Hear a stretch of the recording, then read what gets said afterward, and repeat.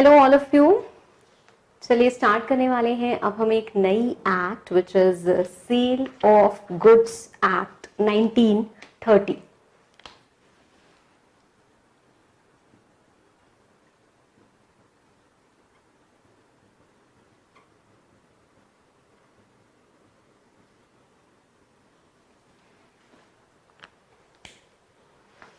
Cell of goods act. अगर इस particular act की हम बैकग्राउंड की बात करें तो आपने देखा होगा Indian contract act, the very famous act, right? Indian contract act. Indian contract act में पहले I am talking about before this particular act came into force, the sections of sale of goods were contained in Indian Contract Act only. आज भी अगर आप बात करो Indian contract act में तो आप सेक्शन 75 तक पढ़ते हो और उसके बाद सीधे आप पढ़ते हो जो आपके स्पेशल कॉन्ट्रैक्ट शुरू होते हैं स्टार्टिंग फ्रॉम सेक्शन 123। तो बीच के 76 से 122 नंबर के सेक्शंस कहाँ गए? सेक्शन 76 से 122 कहाँ गया? These particular sections have been repealed. पहले क्या होता था? कॉन्ट्रैक्ट क्या है? एक बड़ा टर्म है। Contract includes all types of contracts. Even when you are entering into a contract of sale, अभी आपको कुछ नहीं पता है कि सेल क्या होती है, गुड्स क्या होते हैं। हर एक्ट में बहुत इन डेप्थ मीनिंग होता है, बट स्टिल आपको इतना तो आइडिया है कि हाँ कुछ परचेज सेल हो रहा होगा। मैंने खरीदा, आपने बेचा, हमारे बीच में क्या हो गया? एक कॉन्ट्रैक्ट हो गया, क्योंकि मैंने खरीदने के लिए प्रॉमिस किया, आपने बेचने के लिए प्रॉमिस किया, तो कहीं ना कहीं हम प्रॉमिसर प्रॉमिसी बन गए। हमारे बीच में कंसीडरेशन इन्वॉल्व है, एक्सेप्टेंस हुआ, लाइक राइट। तो प्रपोजल से क्या हो गया? प्रॉमिस बन गया, कंसीडरेशन जुड़ गया, हमारा एग्रीमेंट हो गया, कॉन्ट्रैक्ट बन गया, राइट? तो कहीं ना कहीं contract of sale was also a part of contract only, but eventually जब टाइम धीरे धीरे गया तो we realized कि ये अपने आप में एक बहुत वास्ट टॉपिक है and the rights and duties of buyer, seller and everything, conditions किस मैनर में क्या होगा, everything needs to be defined properly, right? So वहां से सेक्शंस रिपील हुए and this particular act came into force. Likewise the same thing happened with partnership also. जो partnership के भी प्रोविजंस हैं वो भी पहले कॉन्ट्रैक्ट एक्ट में हुआ करते थे। Now you know there is a separate act called as Indian partnership act 1932, right? So पहले ये and then partnership, both the acts, separate amendments, separate statute तैयार हो गया, सेपरेट एक्ट्स तैयार हो गए, those particular sections were repealed. Okay, so this particular act came into force on 1st July 1930. कब आई? 1st July 1930। 1st July 1930। अब cell of goods क्या है? जैसे मैंने आपको बोला कॉन्ट्रैक्ट ही है। सेल ऑफ गुड्स क्या है? कॉन्ट्रैक्ट ही है, but it is a special type of contract, it is a specific kind of contract, ठीक है? इसीलिए हमने इसको कॉन्ट्रैक्ट्स में से हटा के अलग एक्ट बना दी, बिकॉज है तो ये कॉन्ट्रैक्ट ही, पर ये एक स्पेसिफिक फॉर्म ऑफ कॉन्ट्रैक्ट है, एक स्पेशल टाइप ऑफ कॉन्ट्रैक्ट है। दो एसेंशियल वर्ड्स हमको यहां पे दिख रहे हैं, सेल ऑफ गुड्स, मतलब sale as well as goods. Sale का मतलब क्या होता है और आखिर गुड्स क्या होते हैं? सेल का मतलब क्या होता है और गुड्स क्या होते हैं? मैम इतना तो सिंपल है, गुड्स गुड्स होते हैं, सेल सेल होती है। एक बात बताओ मुझे, सपोजिटली मैं यहां से घर जा रही थी और रास्ते में मुझे एक कोई मैंशन दिखा and I really liked it, ठीक है? और मैंने जाके वहां पे प्राइस नेगोशिएट किया और मुझे लगा कि it's very reasonable within my range and I can purchase it. So what am I doing? I am going to purchase a house. मैं एक घर खरीदने वाली हूं, मैं घर खरीदने वाली हूं। I will be a buyer. जो घर मुझे बेचने वाला है वो कौन होगा? सेलर। हमारे बीच क्या होगा? Contract of sale. Is it covered under sale of goods act 1930? क्या वो घर क्योंकि हम किसका सेल कर रहे हैं, वो किसका सेल कर रहे हैं, it is sale of house. Is it as good as sale of goods? मतलब क्या गुड्स की डेफिनेशन में हाउस आता है? अब कंफ्यूजन क्रिएट हुआ कि मैम हाउस, गुड्स तो जो भी हम समझते हैं, गुड्स तो गुड्स होते हैं, मतलब जिसमें आप ट्रेड करते हो, ऐसा कुछ. क्या हाउस गुड्स हो सकता है? यस और no? So that is why we need to read the definition, क्योंकि एक्चुअली इमूवेबल प्रॉपर्टी इस गुड्स की डेफिनेशन के परव्यू के बाहर है. इमूवेबल प्रॉपर्टी, इमूवेबल प्रॉपर्टी मतलब वो प्रॉपर्टी जिसको आप मूव नहीं कर सकते हो. एक लैंड को उठा के अनफॉर्चुनेटली हम यहाँ पे नहीं ला सकते हैं. अगर हम घर उठा के लेके जा सकते, जस्ट इमेजिन अ सिचुएशन, तो कितना अच्छा हो जाता. हर जगह घर ले जाते, जहां जाना है वहां घर ले जाते, पर ऐसा कर नहीं सकते ना. हाँ, अनफॉर्चुनेटली ऐसा कर नहीं सकते. तो immovable property are not included in the definition of goods. So try to understand, I'm only telling you this because there is a deeper meaning than we think. हमें लगता है सेल गुड्स, पर बहुत गहराई है अंदर. अब अगर आप सेल की भी बात करो, सेल की भी बात करो, तो सेल को भी समझने की कोशिश करना, सेल को भी समझने की कोशिश करना. सपोजिटली क्या हुआ, मेरा I don't know where my mobile phone is, मेरा मोबाइल फोन क्या हुआ, खराब हो गया. ठीक है, अचानक randomly, so I don't have any backup, और वो क्या हो गया, खराब हो गया. नहीं, ऐसा नहीं मनाओ. अब सेलफोन मेरा खराब हुआ है तो इमीडिएटली नीड है मुझे. I have two options. Either I can go to the mobile store and purchase the mobile immediately, जो करने की मैंने सोची, और मैं एक मोबाइल स्टोर पे पहुंची भी. पर वहां पे मुझे एक पर्सन मिला who was again there to purchase the mobile only but gave me some free advice. और free advice क्या दी उसने मुझे कि क्या आप मैम क्यों दुकान के चक्कर में पड़ी, आप अभी फ्लिपकार्ट खोलो ना और देखो इधर सेल उधर सेल, आपको ये आधा रेट तो मैं बहुत एग्जैगरेट करके बोल दूंगी, बट कम से कम आपको 20% डिस्काउंट तो मिल जाएगा. तो मैंने कहा यार बात तो ठीक है, और डिलीवरी भी आपको 2 दिन में हो जाएगी. मैंने कहा चलो 2 दिन बिना फोन के रह लेंगे, इतनी कौन सी बड़ी बात हो रही है, 20% की मेरी सेविंग्स हो रही है. No, we are not discussing our mobile phone story, my mobile phone story, but we are discussing the two situations here. पहली सिचुएशन वो जब आप गए और आपने मोबाइल फोन खरीद लिया, मोबाइल फोन मुझे मिला, पेमेंट मैंने कर दी.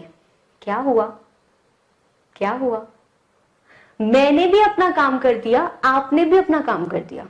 आपको मुझे मोबाइल फोन देना था, मुझे आपको पेमेंट करनी थी, हम दोनों का काम हो गया. क्या इसको मैं सेल बोल सकती हूँ? Yes, of course, why not? Sale हो गई. अब मेरी दूसरी सिचुएशन समझना, मैंने वहां पे मोबाइल फोन नहीं खरीदा and I came back home, और उसके बाद मैंने फ्लिपकार्ट पे वो मोबाइल फोन ऑर्डर कर दिया.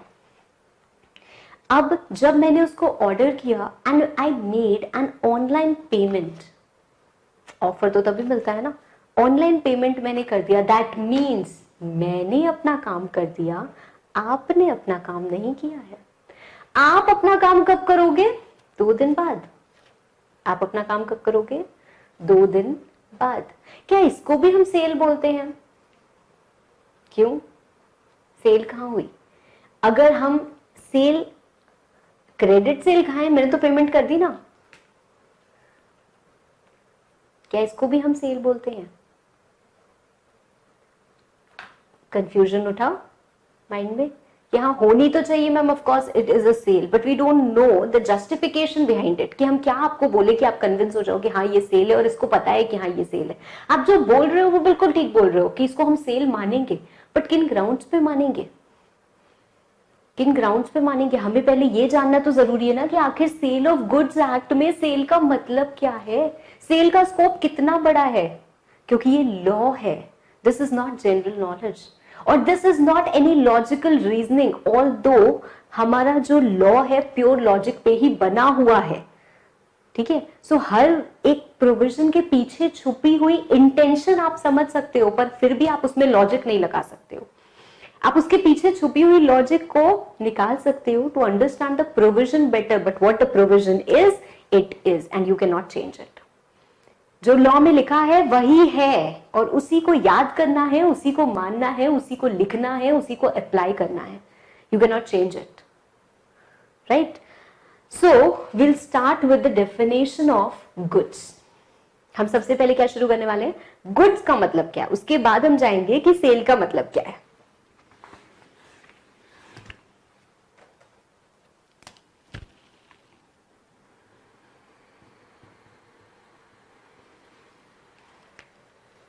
गुड्स क्या होते हैं?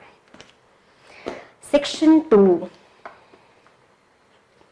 सेक्शन 2 क्या होता है? डेफिनेशंस का सेक्शन होता है ना. देखो जरा क्या लिखा हुआ है. Goods means every kind of movable property. Goods means every kind of movable property. तो सबसे पहला चीज हमने क्या रूल आउट किया? Immovable property. Immovable property are not covered in the definition of goods. Immovable property का मतलब क्या हो गया? Example, land, building, etc. और भी होती है कुछ permanently attached to earth. जाने दीजिए वो सब. क्लियर है? Immovable property नहीं है. Other than actionable claims and money, मतलब एक्शनेबल क्लेम्स भी नहीं है. अब आप मुझसे ये पूछोगे कि मैम एक्शनेबल क्लेम क्या होता है? एक्शनेबल क्लेम वो होता है जिसके अगेंस्ट आप कोई एक्शन ले सकते हो, मतलब जिसको आप एनफोर्स करा सकते हो in a court of law. इसका मतलब क्या है? एक एज ऑफ नाउ, मतलब इस लेवल पे अगर हम बात करें, डेट. डेट क्या होती है? उधार, है ना. अगर किसी को आपको पैसे देने हैं, that is somebody owe something to you. अब क्या ये आप जाके एनफोर्स करा सकते हो in a court of law? बिल्कुल करा सकते हो. ये क्या है? It is a property only that you are holding, right? It is a property only that you are holding, but that will not be covered under goods. ये goods में cover नहीं होगा. ये गुड्स में कवर नहीं होगा क्योंकि specifically हमने इसको एक्सक्लूड कर दिया. मनी मूवेबल प्रॉपर्टी होती है. प्रॉपर्टी होती है कि नहीं? प्रॉपर्टी मतलब क्या होता है? सबसे पहले प्रॉपर्टी मतलब होते हैं हमारे एसेट्स. अगर हम एकदम तोड़ के बात करें तो क्या होता है? प्रॉपर्टी हमारे एसेट्स. अब एसेट्स, क्योंकि हमें तो ना कॉमर्स की भाषा ही समझ में आती है, और कॉमर्स की अगर हम लैंग्वेज समझें तो एसेट्स क्या होते हैं? हमारी बैलेंस शीट में जितने आइटम्स हैं वो सारे हमारे एसेट्स हैं. तो उसमें से हमने कहा एक्शनेबल क्लेम्स को तो रूल आउट कर दो. उसके बाद हम आते हैं मनी, आर बिगेस्ट प्रॉपर्टी, है ना, जिसके पास हो उसके लिए. तो क्या ये मूवेबल है? Of course it is movable, इधर से उधर, उधर से उधर. पर क्या ये गुड्स कहलाएगा? नहीं कहलाएगा. गुड्स नहीं कहलाएगा. Sale of money, imagine a situation, sale of money, मैं मनी को बेच रही हूं, ऑल्दो आजकल ये भी होता है. आई डोंट नो आप विश्वास करोगे या नहीं करोगे, but actually this is also the situation. आप पुरानी थोड़े से आउटडेटेड करेंसी हो जाती है, उसको ले जाओ, सेल करो, आपको ज्यादा पैसे मिलते हैं. सो गुड्स का भी ये, तो क्या पता ये इंक्लूड हो जाए. या फिर अगर आपने देखा है कि अगर आपके पास न्यू करेंसी है, जैसे आपके पास नए नोट की गड्डी हम जिसको बोलते हैं, होल स्टैक, वो होता है. से कोई भी, मान लीजिए 500 की अगर आपके पास न्यू करेंसी की पूरी गड्डी है, तो कोई आपसे मांग सकता है यार ये मेरे को दे दे, चल 500 रुपए एक्स्ट्रा ले लेना. मतलब वो एक्चुअली आपको उतनी पेमेंट तो कर ही रहे हैं. मतलब अगर 500 की है और 100 नोट्स एक गड्डी में होते हैं तो 50,000 रुपीज हुआ, पर उसने आपको क्या कहा? उसने आपको कहा मैं 51,000 दूंगा.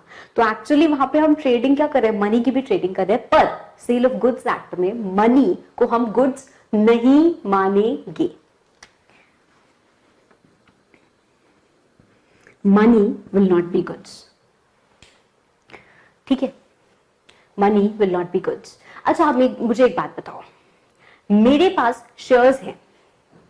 मान लीजिए रिलायंस का कोई आईपीओ निकला और मैंने शेयर्स परचेज किए. शेयर्स परचेज करने का मतलब क्या है? मैंने रिलायंस को पैसे दिए और उन्होंने मुझे क्या किया, शेयर सर्टिफिकेट इशू कर दिया। तो मेरे पास 10 शेयर्स हैं रिलायंस के, जिनकी की वैल्यू है सपोजेडली 10,000।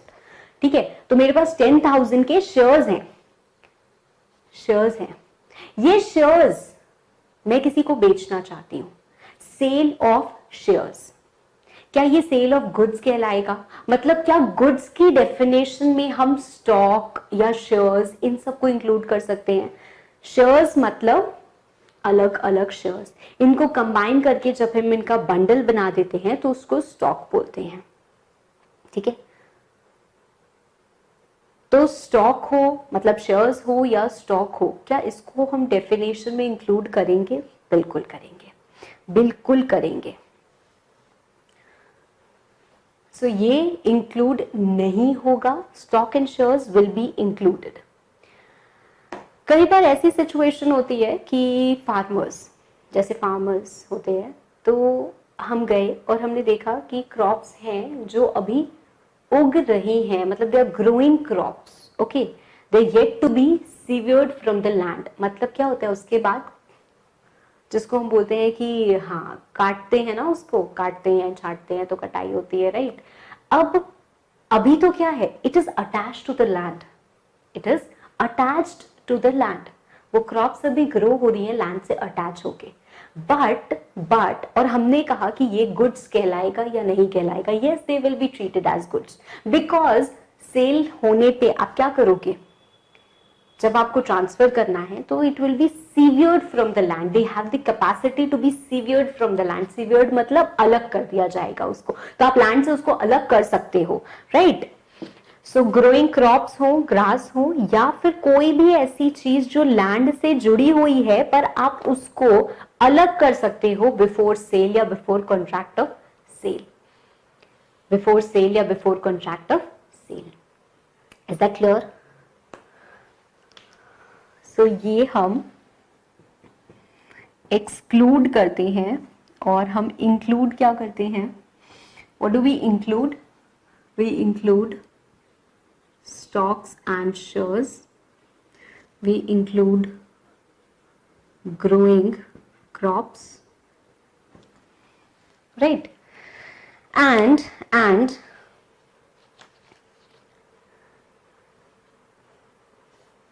अगर हम बात करें FDR की, FDR मतलब फिक्स्ड डिपॉजिट, FD सुना होगा आपने, they are also considered as goods under Indian Contract Act, which are read with sale of goods act. तो अगर हम एफडीआर की बात करें तो एफडीआर भी क्या हो जाता है, हमारा गुड्स की डेफिनेशन में इंक्लूड हो जाता है। Is that clear? So goods की अगर आप बात करो सेक्शन 27, उसमें गुड्स का मतलब क्या है? Goods means every kind of movable property other than actionable claims and money, every kind of movable property other than actionable claims and money, and includes stocks and shares, growing crops, and things attached to earth which have the capability or which are agreed to be severed from the land before sale or before contract of sale। अभी contract of sale और sale में क्या difference है, वो जब हम cell पढ़ेंगे तब आपको समझ में आएगा। क्लियर है? याद हो गई डेफिनेशन? चलो, गुड्स अभी खत्म नहीं हुआ है, अभी गुड्स में बहुत कुछ और है, अभी गुड्स में बहुत कुछ और है। गुड्स का classification,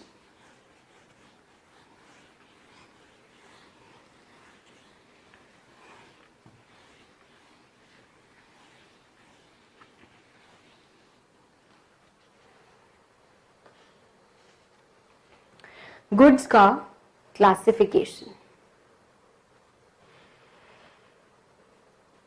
existing goods, future goods, contingent goods.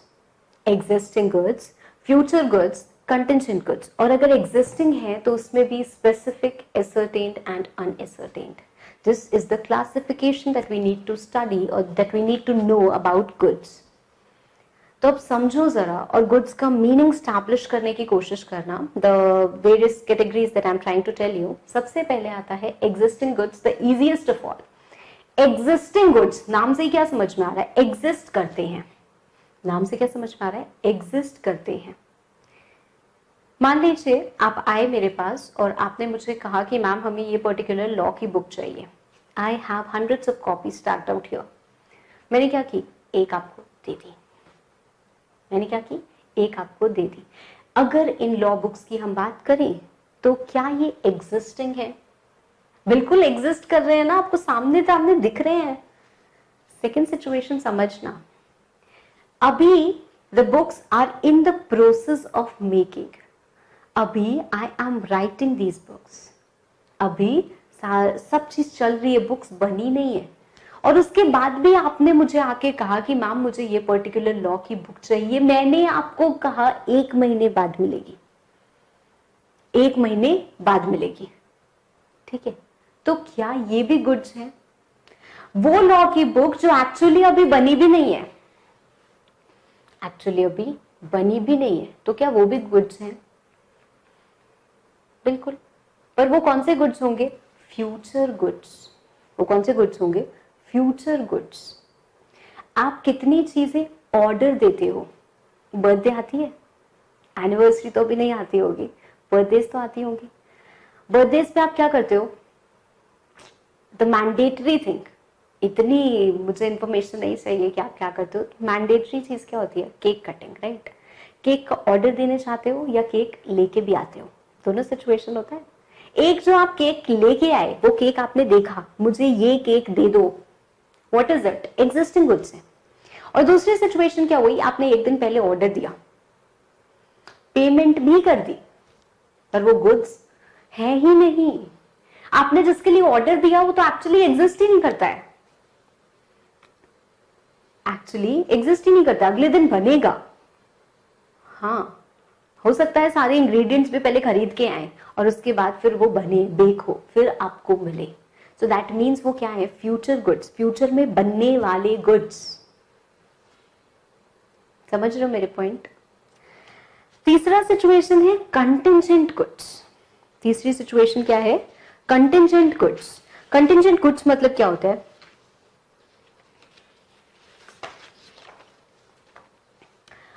मान लीजिए आपको विराट कोहली का बैट बहुत पसंद है, हो सकता है ना, मतलब you are very fond of cricket और आपको क्या चाहिए, हाँ, इन एनी केस, मतलब आप इतने ज्यादा डेस्परेट हो कि आपको बस वो बैट मिल जाए, यू आर रेडी टू पे any amount that you want, ठीक है। सो आपने 20 लाख में डील क्रैक की है। डील कैसे आपने क्रैक की है? आप गए अनुष्का शर्मा के पास, ठीक है, और आपने उनको बोला कि मुझे ये बैट परचेज करना है, उनका एक जो डिस्कार्डेड बैट है, the one he is not using, ठीक है, वो मुझे परचेज करना है, आई एम रेडी टू पे an amount of 20 lakh. But वो क्या है? विराट कोहली का बहुत लकी बैट है, वो रखते हैं अपने पास। नहीं, देखो अब ऐसा होता है कि वाइफ होती है ना, बीवी होती है, तो सबको लगता है कि यार बीवी से तो पूरी दुनिया डरती है, तो जब अनुष्का शर्मा से डील क्रैक कर ली तब तो बैट मिल ही जाएगा, पर ऐसा नहीं होता है। देखो रियल लाइफ में ऐसा सच में नहीं होता है, कितने भी आप जोक्स बना दो। So the point here is कि अब जरूरी नहीं है कि वो बैट आपको मिल जाए। इट इज, आपने डील कर ली, आपने डील किसके साथ की? अनुष्का के साथ, but who is the person involve here? Virat. Not necessarily you will get the bat. कोई गारंटी तो नहीं है कि आपको मिल जाएगा। क्या चीज की गारंटी नहीं है? कि विराट एग्री करेंगे to give the bat, but you have already cracked the deal. तो क्या ये गुड्स कौन से हो गए? ये गुड्स कंटिंजेंट है। Why they are contingent? Because हमें पता नहीं कि हमें मिलेंगे या नहीं मिलेंगे, हमें पता नहीं कि हमें मिलेंगे या नहीं मिलेंगे। अभी मैं आपको definition by definition, meaning bye meaning बताऊंगी, ठीक है। मैं जस्ट आपको आइडिया दे रही थी विद एन एग्जाम्पल की व्हाट आर दीज गुड्स। देखो सिर्फ एग्जाम्पल से क्लास तो बहुत एंटरटेनिंग लगती है, पर पॉइंट ये हो जाता है कि जब एग्जाम में लिखने को आता है ना, तो कुछ हमें समझ में नहीं आता है। So it is very important to read also. It is very important कि क्या लिखा है वो हम समझते हैं कि नहीं, और कैसे हम उसे याद करते हैं और कैसे हम उसको प्रेजेंट करते हैं। सो कुछ examples to understand better and हाँ, ताकि आपके वो दिमाग में रिटेन हो कि एक्चुअली कंसेप्ट ये है, पर लिखना कैसे है, क्या वर्ड्स यूज करोगे। अब सिर्फ एक एग्जाम्पल सीख लोगे तो कंटिंजेंट डेफिनेशन, अभी मैं आपको बोलूं कंटिंजेंट गुड्स क्या होते हैं, लिख दो, आप नहीं लिख पाओगे। गुड्स आपको पता है कि क्या होते हैं, पर ये डेफिनेशन अगर नहीं पढ़ाऊंगी तो आप नहीं लिख पाओगे। सो इट इज वेरी इंपॉर्टेंट, ठीक है। तो हमें सब चीज का बैलेंस बना के चलना है। एग्जिस्टिंग गुड्स, एक एक करके पढ़ते हैं। सबसे पहले हो गया एग्जिस्टिंग गुड्स। एग्जिस्टिंग गुड्स का मतलब क्या? The goods which are in existence at the time of contract of sale, that is those owned or possessed by the seller at the time of contract of sale, at the time of contract of sale। जो goods already exist कर रहे हैं, मतलब मेरे पास है, मेरे possession में है। पोसेशन में होना का मतलब this is in my possession, ये मैं आपको दे दूं, भला ही मेरा रहे, आपके पोसेशन में हो जाएगा। सो मेरे पोसेशन में है या कहीं पे भी है, ठीक है। They are owned and possessed by the seller at the time, they are existing, they are existing goods। क्यों हमने बोला ओन्ड और possessed by the seller eight the time of the contract? Virat Anushka का केस याद करो। सो वो कंटिंजेंट गुड्स हो जाएंगे अगर आपके पास नहीं है। So it is dependent on the fact, क्या मुझे मिल जाएंगे तो मैं आपको दे दूंगा, तो वो एग्जिस्टिंग गुड्स नहीं हो गए, वो फिर क्या हो गए? कंटिंजेंट गुड्स हो गए। क्लियर? हाँ। अब एग्जिस्टिंग गुड्स के 3 क्लासिफिकेशन है, स्पेसिफिक, एसर्टेन्ड एंड अनएसर्टेन्ड। स्पेसिफिक, एसर्टेन्ड और अनएसर्टेन्ड, ठीक है। एक छोटा सा बच्चा गया एक शॉप पे, ठीक है, या छोड़िए आप शॉप, हाँ क्यों नेबर्स को इन्वॉल्व करना। एक शॉप पे गया और वहां पे उसको क्या दिखी? 5 बॉल्स दिखी, अलग अलग डिजाइन की।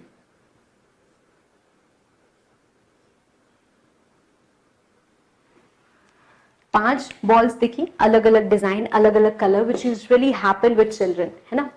बच्चों को आप लेके जाओगे ना तो दे फाइंड एवरीथिंग अट्रैक्टिव और बोलते ये वाला नहीं ये वाला, I don't understand what is the difference between the two. दोनों एक जैसे ही तो है, right, but then tell you नहीं ये नहीं ये, what is it, what is it, क्या बोल रहे हैं हम उसको? किसी ने ये सिलेक्ट किया, इसको हम क्या बोलेंगे? Specific good. इसको हम क्या बोलेंगे? Specific good. मेरे पास मान लीजिए 5 कार हैं and I want to sell 1 car, तो क्या आप कोई भी कार आके उठा के ले जाओगे? नहीं, you will pick the one और you will buy the one which I want to sell. तो मैंने एक कार पिक की है, that is the specific good. ये वाली कार मैंने अगर यही डिसाइड की है और आपने यही परचेज करने के डिसाइड किया है, तो भले ही मेरे पास 4 कार और है, मैं आपको कोई भी सेल नहीं कर सकती। उसको हम क्या बोलेंगे? Specific good. ये क्या हो गए? इतने सारे गुड्स हैं but this is the specific good. Okay, so any you can say specific goods means goods identified and agreed upon at the time of contract of sale। मतलब आपने आइडेंटिफाई किया इन गुड्स को और आपने ये एग्री किया कि I want to purchase this particular good when you are entering into a contract of sale और a sale also. Contract of sale मतलब भी क्या होता है? जरूरी नहीं है सेल अभी एग्जीक्यूट हो, मतलब जरूरी नहीं है कि बॉल मैं अभी लेके जाऊं, जरूरी नहीं है वो जो मुझसे गाड़ी खरीद रहा है वो अभी लेके जाए, उसने एग्री कर लिया है। अभी I tell you the difference between sale and agreement to sale. पर उसने क्या है? एग्री कर लिया कि वो खरीदेगा। अब 5 दिन बाद वो खरीद सकता है, तो 5 दिन बाद सेल होनी है, पर हमारा डिसाइड चीजें आज हो गई हैं, तो वो क्या हो गया? स्पेसिफिक गुड्स हो गया। क्यों स्पेसिफिक हो गया? क्योंकि उसने आइडेंटिफाई किया है और उसने एग्री किया है। The goods which have been identified and which have been agreed। Existing goods कौन से थे? Which are in existence at the time of making contract of sale। Specific goods कौन से हो गए? Specific existing ही होंगे, इतना समझ लेना, क्योंकि existing के क्लासिफिकेशन को हम पढ़ रहे हैं, तो specific goods क्या होंगे? Existing ही होंगे, पर existing में क्या? The goods which are identified and which are agreed upon at the time of contract of sale। अगला है ascertained goods। एसर्टेन्ड गुड्स।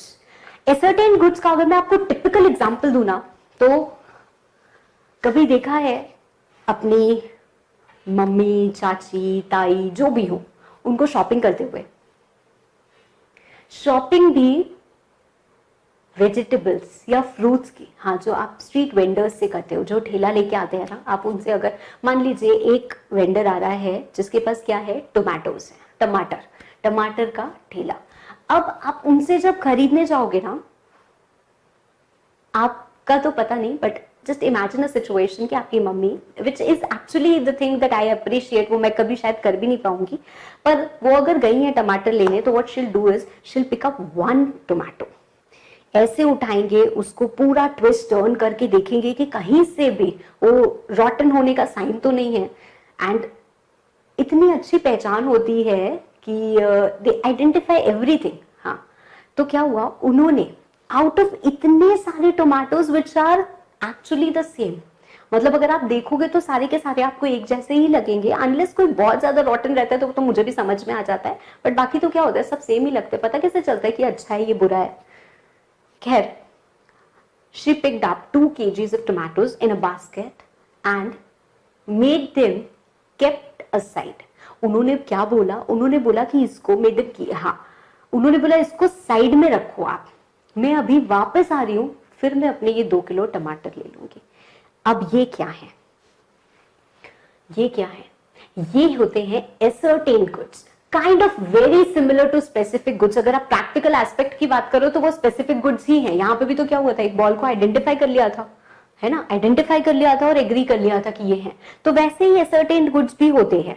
ठीक है, एक्चुअल प्रैक्टिस में अगर बात करो एसर्टेन्ड और स्पेसिफिक सेम ही चीज होती है, पर फिर भी ये वो गुड्स होते हैं which are identified in accordance with the agreement after the contract of sale is made. After the contract of sale is made. जैसे अगर हम बात करें, when from a lot of out of a large quantity of unascertained goods, the number or quantity contracted for is identified. Such identified goods are known as ascertained goods. इतनी large quantity of tomatoes थे, उसमें से आपने क्या किया, कुछ tomatoes को pick किया और आइडेंटिफाई किया कि हाँ ये मुझे चाहिए, अब ये क्या बन गए, ascertained goods हो गए। सो आपने आइडेंटिफाई किया और अब ये क्या बन गए, ascertained goods। क्लियर?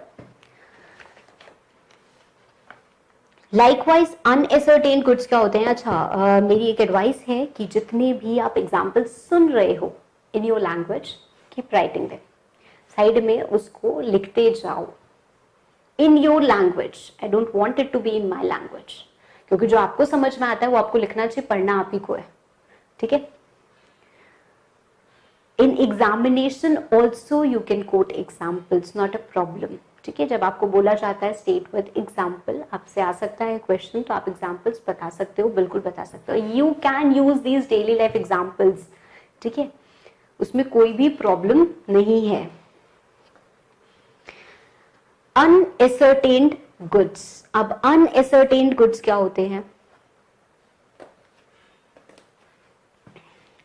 आप गए एक शॉप पे, या फिर आपने फोन कर दिया, there can be any situation, fridge है एक, रेफ्रिजरेटर, उसमें 100 कोल्ड ड्रिंक की बॉटल्स हैं, आपने बोला कि एक 7 अप दे देना, से फॉर एग्जाम्पल। अब वहां क्या है, 27 अप की बॉटल्स हैं which are of the same size, same packaging, हाँ सेम टेम्परेचर, सब चीज एकदम सेम है, उसमें से तो आप क्या छाटोगे? वो क्या हो गए, अनएसर्टेन्ड गुड्स हो गए, right? The goods which are not specifically identified or ascertained at the time of making contract. हमने कोई भी चीज का, मान लीजिए ये मैं लेने गई और मैंने इसका सैंपल देखा और मैंने कहा ऐसे 100 पीस भेज देना, ये अनएसर्टेन्ड गुड्स होंगे, ये अनएसर्टेन्ड गुड्स होंगे। Even in case of tomatoes, if I'm not picking up and identifying them and ascertaining them, मैं उनको नहीं कर रही हूँ सॉर्ट आउट, जैसे अगर मैं टोमेटोज लेने जाऊं, सो व्हाट आई से इज 2 kgs दे देना, आप वो कुछ भी 2 kgs उसमें से दे देगा, सो वो क्या हो जाएंगे। But when you are identifying goods like this, वो क्या हो जाते हैं, आपके स्पेसिफिक गुड्स होते हैं या एसर्टेन्ड गुड्स होते हैं।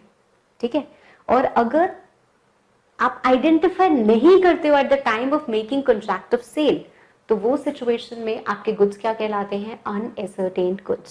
सो स्पेसिफिक गुड्स जिनको आप आइडेंटिफाई करते हो और एग्री करते हो जब आप सेल करते हो, तो एसर्टेन्ड गुड्स जिसको आप आइडेंटिफाई करते हो after the contract of sale is made. ठीक है, आपने सारी चीजें डिसाइड कर ली, सब कर लिया, उसके बाद आपने आइडेंटिफाई किया, चलो चाट लो, कर लो, राइट? नहीं, there can be a situation also, like अगर हम कमर्शियल टर्म्स में बात करें तो मान लीजिए एक फैक्ट्री है, फैक्ट्री में क्या हो रहा है, जैसे कॉटन का प्रोडक्शन हो रहा है और आपने बोला मुझे 10 kg कॉटन बेल्स चाहिए, ठीक है, कुछ भी, जस्ट एन एग्जाम्पल, ठीक है। तो उन्होंने क्या किया, एग्री कर लिया, आपको सैंपल भी भेज दिया, आपने प्राइस भी कोट कर लिया, आपने सब चीजें डिसाइड कर ली, फिर भी आप फैक्ट्री में गए और उसके बाद आपने पिक किया, ये चाहिए मुझे, ये चाहिए मुझे, ये चाहिए, और आपने छांटे, तो वो क्या हो गया, वो एसर्टेन्ड गुड्स हो गए, वो एसर्टेन्ड गुड्स हो गए, क्योंकि that is the way to establish the difference, the very slightest और minutest difference between specific goods and ascertained goods, ठीक है। तो हम बोलते हैं after the contract of sale is made, और अनएसर्टेन्ड आपको समझ में आ गया, जिसको आप स्पेसिफिकली आइडेंटिफाई नहीं करते हो या एसर्टेन नहीं करते हो at the time of making the contract. Clear? Any confusion? चलिए आते हैं हम फ्यूचर गुड्स पे। अगली हमारी डेफिनेशन जो फ्यूचर गुड्स की है, future goods means goods to be manufactured or produced or acquired by the seller after making the contract of sale. Contract of sale हमने पहले कर लिया, पर उसके बाद हम क्या करेंगे, गुड्स को प्रोड्यूस करेंगे या गुड्स को कहीं से खरीदेंगे या कुछ भी करेंगे, मतलब वो फ्यूचर गुड्स हैं। विलेजेस में या अर्बन एरिया, वो रूरल एरियाज में आज भी सिचुएशन क्या है कि ट्रीज भी लोग खरीद लेते हैं, ट्रीज खरीद लेते हैं, मतलब ट्री उनकी नहीं हो गई है, सीजनल ट्री खरीद लेते हैं कि हमें दिख रहा है कि चलो अगले सीजन में ये ट्री मेरी, इसमें जितने भी मैंगोज ग्रो करेंगे वो क्या हो जाएंगे, मेरे हो जाएंगे, ठीक है। या आपने ये डील क्रैक कर ली, फार्मर्स ने बोला कि अगले साल हम आपको 50 kgs ऑफ ऑरेंजेस देंगे, इस रेट पे देंगे, इस रेट पे देंगे।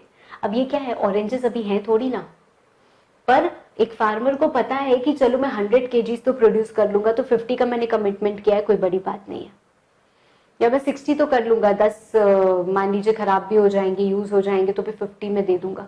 तो ये क्या है, फ्यूचर गुड्स है। फ्यूचर गुड्स मतलब जो अभी नहीं एग्जिस्ट कर रहे हैं, which are to be manufactured या प्रोड्यूस्ड या acquired by the seller after making contract of sale. Contract of sale हो गया, उसके बाद वो गुड्स मैन्युफैक्चर या प्रोड्यूस या एक्वायर होने वाले हैं। And the next is contingent goods. Contingent goods जैसे मैंने आपको बताया, जहां पे seller depends upon any uncertain contingency which can be called as an uncertain event, हम उसको क्या बोलते हैं, contingent goods बोलते हैं। मैंने वादा कर लिया आपसे कि मैं आपको ये पर्टिकुलर बुक प्रोवाइड कर दूंगी, but it is based on the condition that I am able to purchase it। मान लीजिए मैं कहीं पे भी जा रही हूँ, supposedly I am going to Delhi, ठीक है, और मैं दिल्ली जा रही हूँ और आपने मुझसे कहा कि मैम ये वाली ना बुक मेरे लिए ले आइएगा, तो मैंने कहा ठीक है मैं ले आऊंगी। Now this is contingent goods because I don't have it. They're not even future goods, है ना।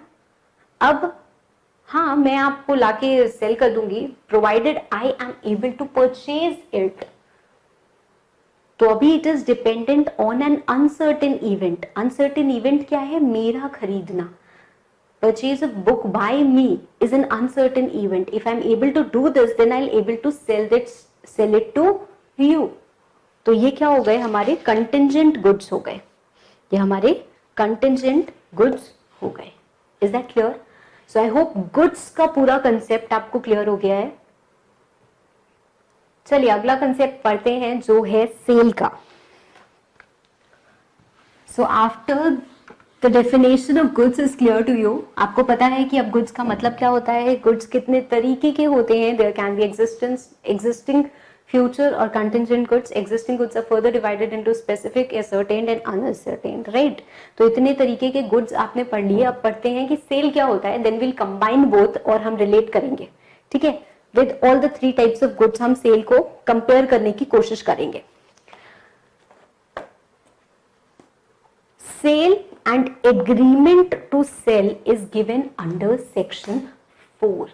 Under section 4. A contract of sale of goods is a contract whereby the seller transfers or agrees to transfer the property in goods to the buyer for a price. थोड़े heavy terms हैं. सबसे पहली बात तो ये उठती है कि बायर और सेलर, जो दो पार्टीज की हम इन्वॉल्वमेंट की बात कर रहे हैं ना, एक सेल हो रही है तो दो पार्टीज तो होंगी ही होंगी, एक बायर होगा और एक सेलर होगा. तो ये बायर और सेलर कौन होते हैं? ये बायर और सेलर भी इस एक्ट में डिफाइंड है. या बायर का मतलब होता है any person who buys or agrees to buy goods. Who buys or agrees to buy goods. अब इसका मतलब क्या है? किसी ने खरीद लिया और किसी ने एग्री किया कि वो खरीदेगा. खरीद लिया मतलब नॉर्मल सिचुएशन में आप ग्रोसरी लेने जाते हो, आपका मन किया आज आइसक्रीम खाने का, आप गए दुकान पे, शॉप पे और आपने आइसक्रीम ली, उससे पैसे दिए, तो मतलब आपने खरीद लिया. You are a buyer. दूसरी सिचुएशन ये भी हो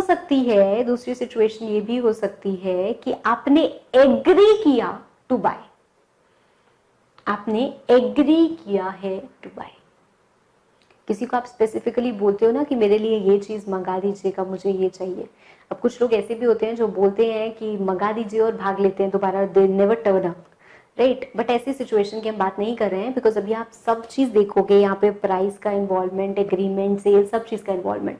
बट अभी धीरे धीरे शुरू कर रहे हैं. सो फर्स्ट स्टेप क्या है? बायर. बायर का मतलब वो भी है जिसने खरीदा और वो भी है जिसने खरीदने के लिए तैयार हुआ, उसको भी हम बायर बोलेंगे. लाइकवाइज अगर हम सेलर की बात करें, वो भी सेलर है जिसने एक्चुअल में बेचा और वो भी सेलर है जो तैयार हुआ कि मैं बेचूंगा.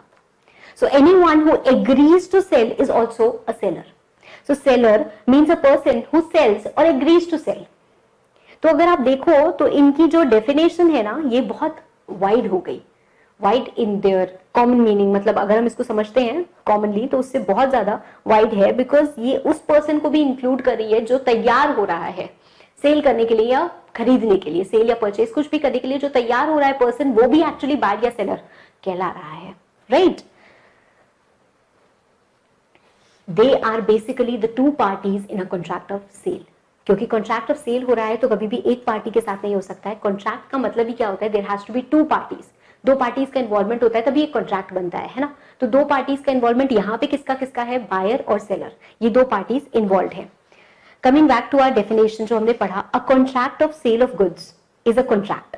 तो सबसे पहली बात तो ये एक कॉन्ट्रैक्ट है. जब ये एक कॉन्ट्रैक्ट है मतलब क्या इंडियन कॉन्ट्रैक्ट एक्ट इस पे अप्लाई होगा? हाँ, कुछ चीजें अप्लाई हो सकती हैं, राइट. कुछ चीजें अप्लाई हो सकती हैं और क्योंकि हमने उसी में से एक्सट्रैक्ट किया है तो अभी भी उसकी काफी सारी चीजें इस पे अप्लाई होती हैं, ठीक है. और इनफैक्ट जो चीजें यहाँ पे नहीं लिखी हुई है वो कॉन्ट्रैक्ट एक्ट से ही अप्लाई होंगी. सो ये क्या है? एक तरीके का कॉन्ट्रैक्ट है. मतलब जो हमने जाना है, समझा है, the essentials of a valid contract, क्या वो यहाँ पे आना चाहिए? बिल्कुल आना चाहिए. वो यहाँ पे आना चाहिए, बिल्कुल आना चाहिए. बट एनीवेयर अगर इंडियन कॉन्ट्रैक्ट एक्ट और सेल ऑफ गुड्स एक्ट में कॉन्ट्राडिक्शन होगा, हम किसको मानेंगे? सेल ऑफ गुड्स एक्ट को. तो पहले हम सारे इसके प्रोविजंस मानेंगे, उसके बाद जो फिलर प्रोविजंस होंगे, जैसे इस पर्टिकुलर बात के लिए ये एक्ट कुछ नहीं बोल रही है तो we can refer to Indian contract act, ठीक है. So contract of sale of goods क्या है? एक तरीके का कॉन्ट्रैक्ट है. कैसा कॉन्ट्रैक्ट? जहां पे सेलर, अब हमको पता है कि सेलर कौन है. सेलर जो बेचता है वो भी और जो एग्री करता है कि हम बेचेंगे वो भी. So where seller transfers or agrees to transfer the property in goods to the buyer.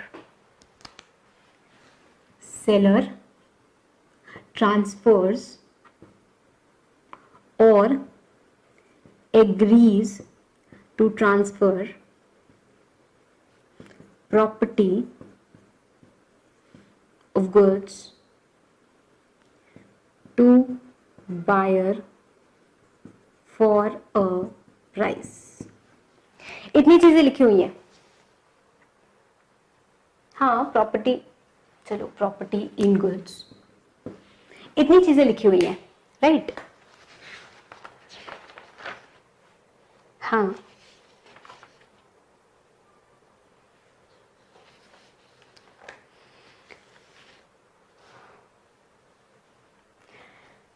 Seller हमको पता है क्या होता है, ट्रांसफर का मतलब क्या होता है, ट्रांसफर का मतलब क्या होता है, इधर से इधर जाना, ये क्या हो गया, ट्रांसफर हो गया।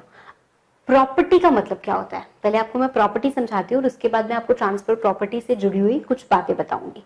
प्रॉपर्टी भी अगेन डिफाइंड है सेक्शन 2 में, और क्या है प्रॉपर्टी का मतलब, property here means ownership.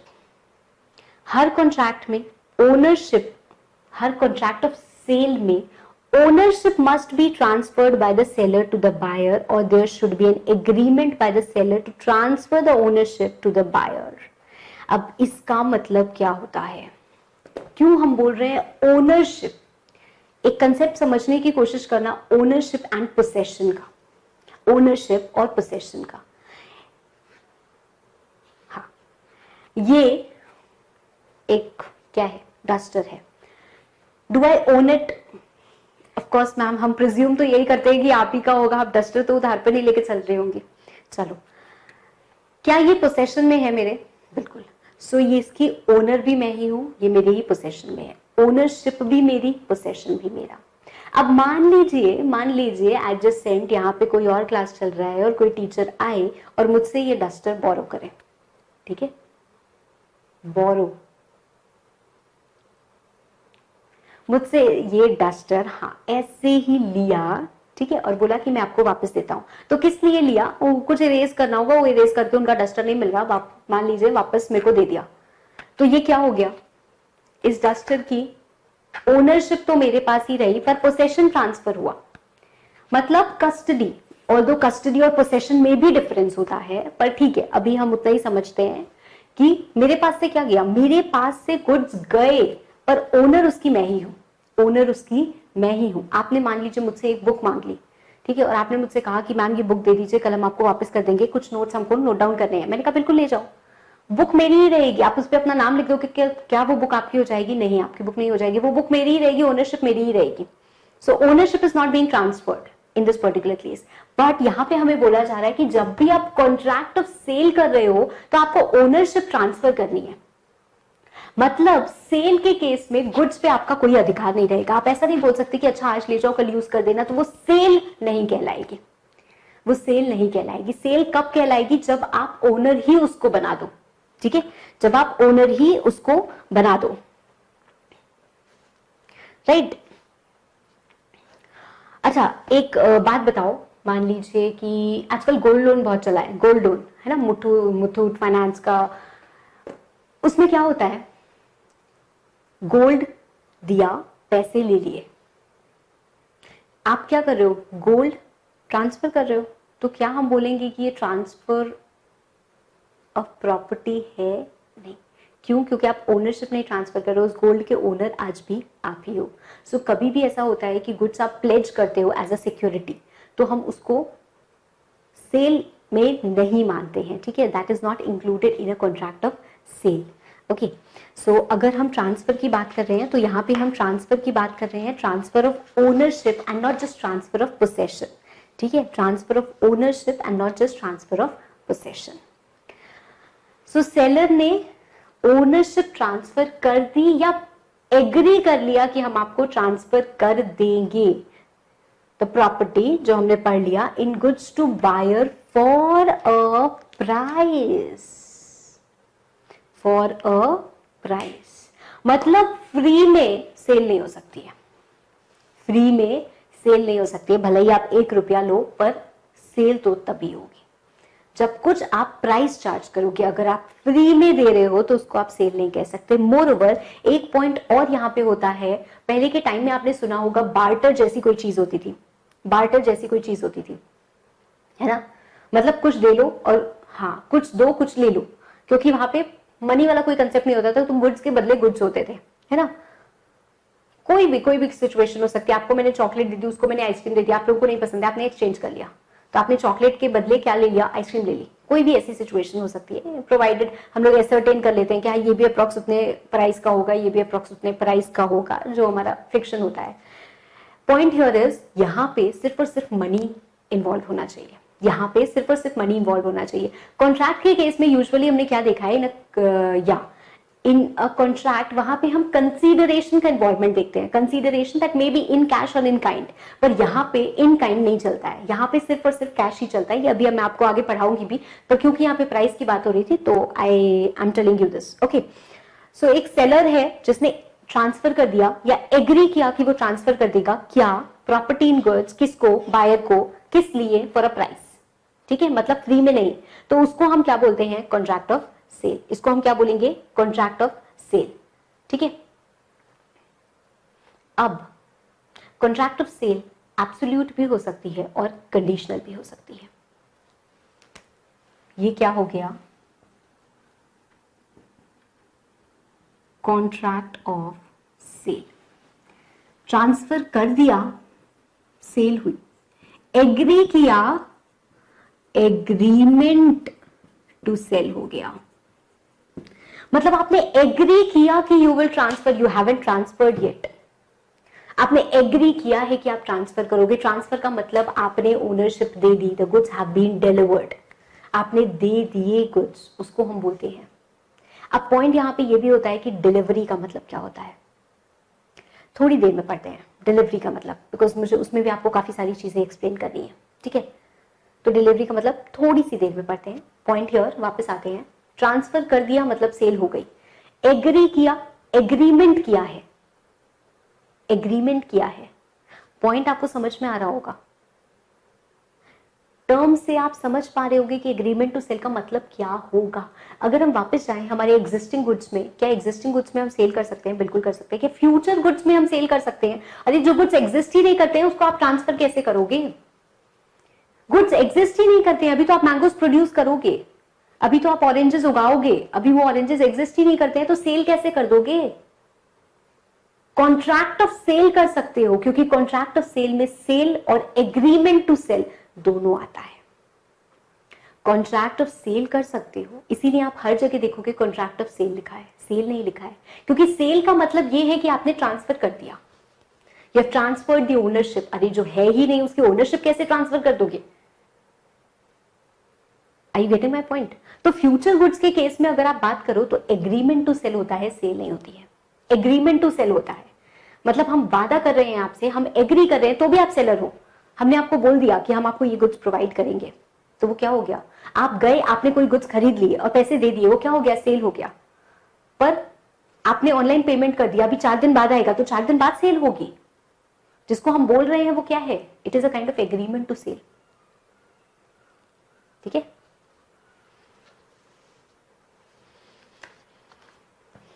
A contract of sale may be absolute or conditional. May be absolute or conditional. Absolute कब, जब सेल हो गई। कंडीशनल कब, जब एग्रीमेंट टू सेल है। एग्रीमेंट टू सेल में कंडीशनल क्यों? जब सेल हो गई तब तो कोई कंडीशन की बात ही नहीं है ना, मैंने पैसे दिए, आपने मुझे गुड्स दे दिए, सेल हो गई, एब्सोल्यूट सेल है।